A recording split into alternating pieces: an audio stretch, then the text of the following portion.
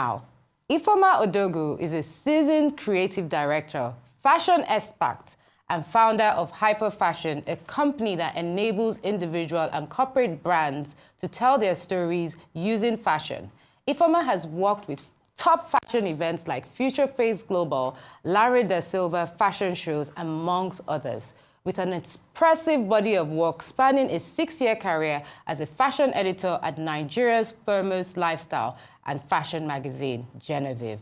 Future Face Global is Africa's largest model search run by Beth Model CEO Elizabeth Eloho. The event took place recently and Ifeoma Odogwu was the head stylist for the event. Let's check out some of these runway looks.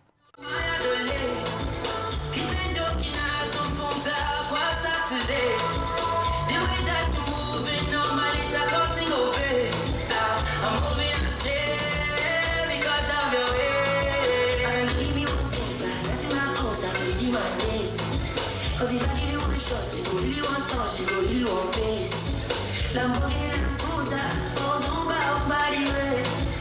I don't have pursuits, you times two, you go steady confess. Say, take me away, away, away. Take me away, away, away. Take me away, away, away. Take me away, take me away.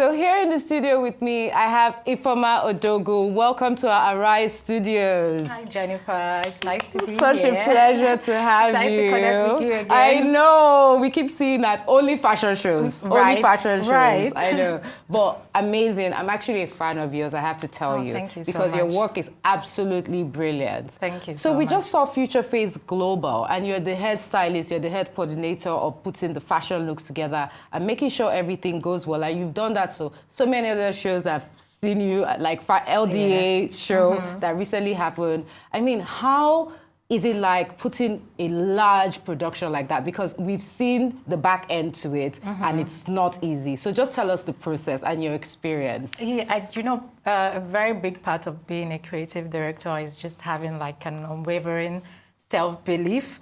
And so that's something that I've, always had and cultivated as the years go by. So as you know, as a creative director, I have to oversee everything. And when I say everything, I'm talking down to the model's nail polish and the lights and the music and how the clothes look, working with the designers, dissecting the collection even before it comes on the runway.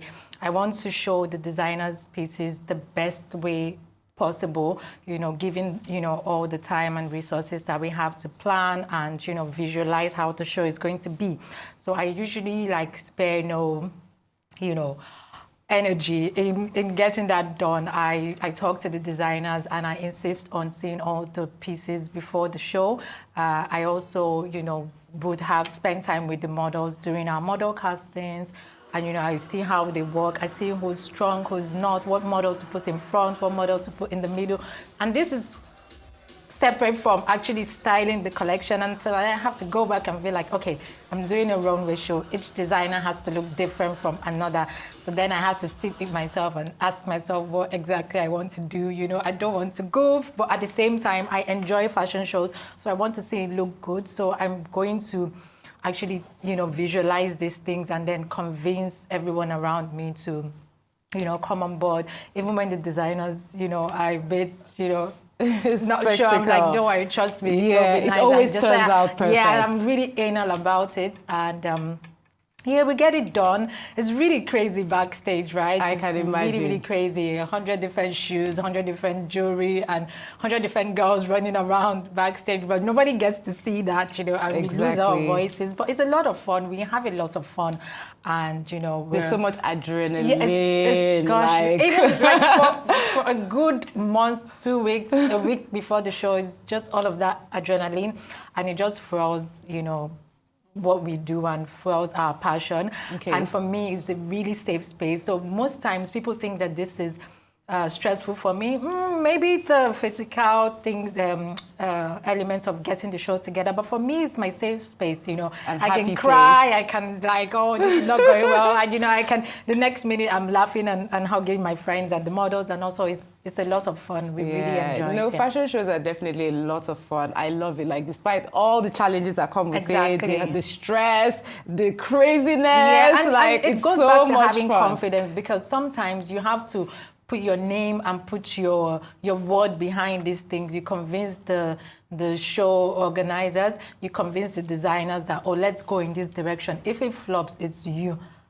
Exactly. So it's like, okay, you have to be happy with much it, because even if no one likes it, as long as you like it and you do it to the best of your conscience, then, you know, you are happy. Yeah. You know, but thankfully, no one has beaten me up yet. So. No. And I've worked with you as well, so good recommendation. Yes. Okay, so my next question, basically from 0 to 100, you actually see a piece, being a stylist and a creative as yourself. How do you come up with these ideas? You see a dress that absolutely does not stand out and you transform it to something absolutely beautiful. How does it go? How does it work? But, you know, working in fashion, you're trained to see beauty in a obvious way. So we're not really one-directional about beauty. If you're a fashion stylist, creative director, we have to try to make things work. Like, you give me a paper bag, make it stylish. So we're always challenged to think. And sometimes it's like a burden and it's almost like a curse, because you're trying to convince people to, okay, this is what we're going to do, but they can't see. But as a creative, you've already seen the outcome. Yeah. And so you know exactly how it's going to be. So if it's even about like having a hairstylist change a hairstyle 3-4 times, and you're like, oh, I've already done it. Like, no, you're not yet there yet. So because all of these different elements, they come together to make the look. And so we are very, very, we want people to trust us. It's not always easy every time, but, you know, we talk our way through it and we cry through it. I like the cry through it. I know. I've seen that part too. It's so hectic. Yeah. Okay, so now let's dive into 2025, right? 2024 was a tremendous year. It was beautiful. A lot of designers came out with amazing pieces, stunning, breathtaking, things that we've never seen before, out of the box. And a lot of Nigerian designers broke all boundaries, because the things that we were seeing here from Nigeria, we've not even seen. It's not this case of, oh, they were copying international designers. These are original designs. So, like, here right now, we're going to discuss the forecast for 2025. What do we see Nigerian designers do? What kind of colors do we see? You know, what should we expect from the men and the women? Okay, so let's start with the men, right? For me, everyone, you know, we all say we are all different, right? So for me, I feel like the men's wear for 2025 should be, okay, so let's pull up Anthony Joshua's look now for Boss. Like, sleek look, nice, you know, everyone should be so fresh, so clean, coming out to impress, not just staying at home and just say, okay, I'm going for this show. No, let us dress up. The nudes, the whites, the mixing of the colors, I think is a really good idea for menswear this year. What are your thoughts on this? Well, I think that men are going to be exploring a bit more. Thankfully, we have a lot of Nigerian designers who are kind of pushing the boundary with menswear, like Emeka's bit. You can see him introduce silk shirts for men, the monogram suits, and the ashoke and akara. So I think that men are going to be a bit more. I find it a bit frustrating. I don't know, because when I go out, like I see men, they all dress the same. I'm like, oh, where's the personality? Where's the individuality? And I was really impressed to notice, like recently, this past year, a lot of men are, opening up and experimenting with textures, with styles and color, Exactly. So maybe we should thank Instagram. I don't know, or we should thank the male No, influencers. definitely. Yes, they're stepping up their game. Yes. And I think that just because of the kind of conversations that we're having, and most people are being open and finding language for everything, it's not a case where men are afraid to explore fashion so that they don't, be seen as sissies, exactly. that kind of thing. So like now we have Maurice Chestnut. See, he's wearing, this is just burnt orange. Do you know what I mean? Like, this is bold. But I love it. But still, there are a lot of men that you would have to drag them by the I neck know, right? To wear a color like this. But they see, and it's like, oh, this is amazing. This looks beautiful. And it just stands out on the red carpet. You kill it. Exactly. And I want to see this every day. It's just like, it's like when you're in London, right? You go out and there's just so much individuality. And I think that's why I love the city a lot. So I want to see people like not dress alike, like wear what you like. Here there's just some kind of judgment hanging around, like, oh, there's the toxic masculinity. I have to be macho. I have to, like, no. Can't wear pink. Have fun with it. Fashion is fun, Yeah.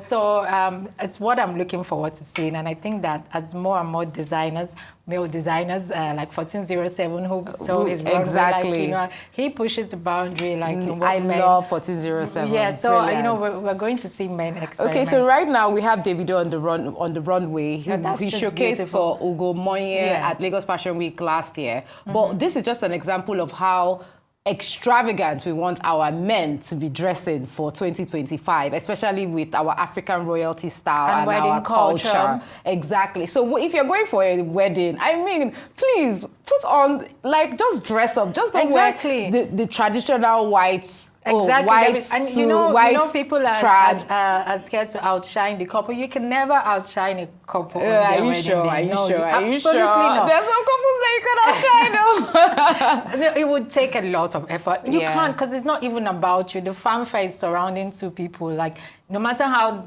dressed to the nines you are, you're still going to be in the background. You know what I mean? So we really like this dressed up outfit. And I love Ugo Monye as a designer. Oh, he's always pushed the boundary right from time, and I'm happy that he's getting a lot of recognition and the actual recognition that I love it. Okay, so let's move over to the fashion trends for 2025 for women.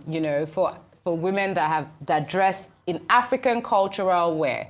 So we have Chioma Ikoku here, who is the founder of Good Hair. And I love this look, and I would love a lot of Nigerians to definitely embrace their cultural side. So basically, even if you're going to an awards night, let's say the Golden Globes. Hello, this can actually match the Golden Globes, and you shut it down in our African culture. Definitely. You know what I mean? Definitely. I mean, the thing about things like this is, it's not even the fact that we're talking about it, we will get there, but we should be able to do this, and we should be able to do anything we want. Nice. African fashion is not one directional. It's not only relegated to traditional attire. It's not only relegated to, wearing Nigerian designers or international. Like, we are global, and our designers are creative.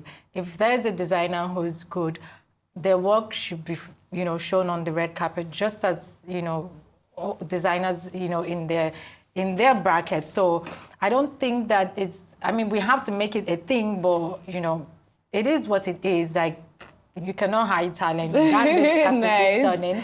And, you know, I just don't want Nigerian designers to get boxed in, or like our fashion to get boxed in, because we are a lot more than traditional. Yeah, in of quotes. course, definitely. But this is another traditional look from Laura KG here that can obviously be seen on the red carpet.